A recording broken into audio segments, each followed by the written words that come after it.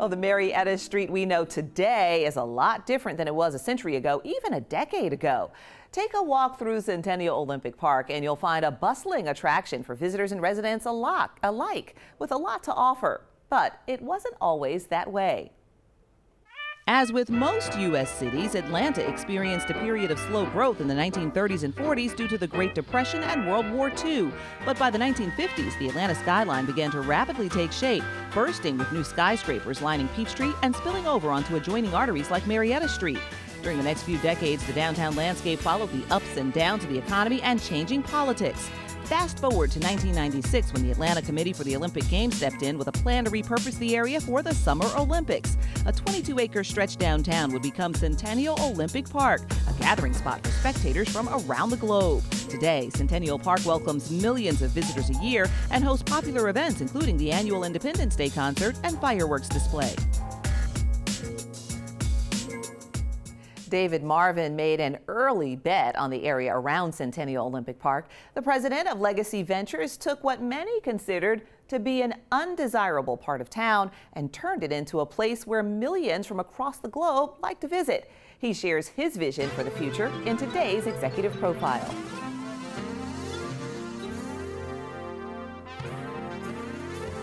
You were born and raised in Westchester County. Yes. Growing up, were you a entrepreneur as a kid? No, I was a bit of a troublemaker, really, and through some happenstance was given an opportunity to live in Bedford and go to a very fine school there because my mother worked there. Well, yeah, and it then took you up to Burlington, Vermont for college. I decided that I was interested in engineering after taking a year off between high school and college. And I honestly just surmised that any state school would have a strong engineering program. And so it was a good experience. And you also worked for a while, I guess this was out of school, in Connecticut at the Electric Boat Yard. Yes, Tell me about that experience, because that must have been a fascinating place to be. Well, General Dynamics had a very innovative career development program where they took graduate engineers, taught us shipyard trades, and then threw us in the shipyard as frontline supervisors constructing nuclear submarines. And so I was a grinder boss, a welder boss, a ship fitter boss on Trident and Los Angeles class submarines. You knew you were going to be a foreman working on nuclear subs for the rest of your life. Where did you see things going at that point, and how did you get to your next stage of your career? I was a real fan of stretch assignments, and I thought working in the nuclear shipyard would be challenging, and I really craved that. I knew I liked the built environment and construction, and at a point I decided that I didn't want to concentrate in the defense industry and rather move to conventional construction, and that took me to Arizona, where I became a project manager for a commercial contractor building large-scale public projects. What brought you to Atlanta? Many years later, after I had truly made a transition to real estate, I was working for a company that had two businesses. One was real estate related to master plan community golf development, and the other was sports marketing. The company was drawn to Atlanta because of the Olympics, more on the sports marketing side than on the real estate side. And so I, by virtue of my MBA, became principally the CFO of the sports marketing company, and then was sort of hanging around the rim waiting for real estate development opportunities. So you look at Marietta Street back in 1996. Yeah. Describe to the viewers what Marietta Street looked like at that point. It was rough. I mean, there was a lot of vacant buildings. There was streets where the street lights weren't burning.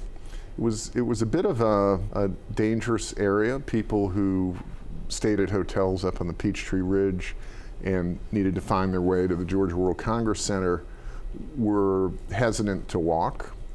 And so Centennial Olympic Park really was catalytic in terms of bridging that gap. And the land that we acquired with Chinese fronted on Centennial Olympic Park, and we were able to convince the Olympic organizers to leave us alone to utilize our property during the Olympics, but then after the Olympics, as I say, we had waterfront property. our Embassy Suites Hotel, which we opened in 1999, was the first new build hotel downtown in 15 years. So downtown Atlanta hotels, not popular. The City of Atlanta was a partner.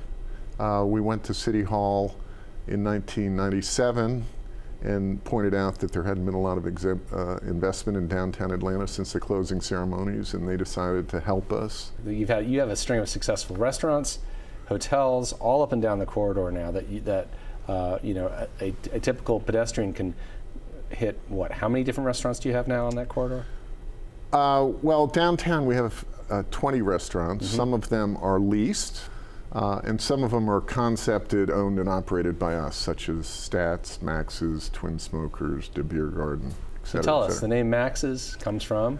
Max is my 12-year-old son, and Twin Smokers is named after my 8-year-old twins, so we like to have fun. You have a new concept coming? Our new concept is called Dos Bocas, which is a combination Cajun Mexican restaurant. Not fusion, but Cajun on one side of the menu, Mexican on the other side of the menu. So as a civil engineer, I don't think hospitality is necessarily part of the basic training. Right. Okay. What did you learn about the hotel business, and what are the skills that you've learned about the hotel business that's made your hotel successful? I thoroughly enjoy positively influencing the built environment, which I take to mean both the sticks and the bricks as well as the guest experience. You know, I've also always liked to challenge and being pioneering. When we developed the Glen Hotel, that was the first boutique hotel, modern day, to be delivered when we opened that in 2006. The Embassy Suites, when we opened in 1999, first build hotel in downtown in 15 years.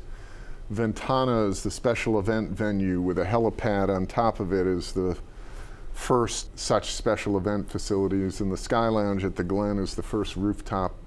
So I like doing things that are innovative that I think people will react well to. Centennial Olympic Park recently completed a $27 million renovation, changing the look and feel of the in-town feature. There's more green space and places for people to walk, relax, and enjoy time spent in what's become Atlanta's front yard.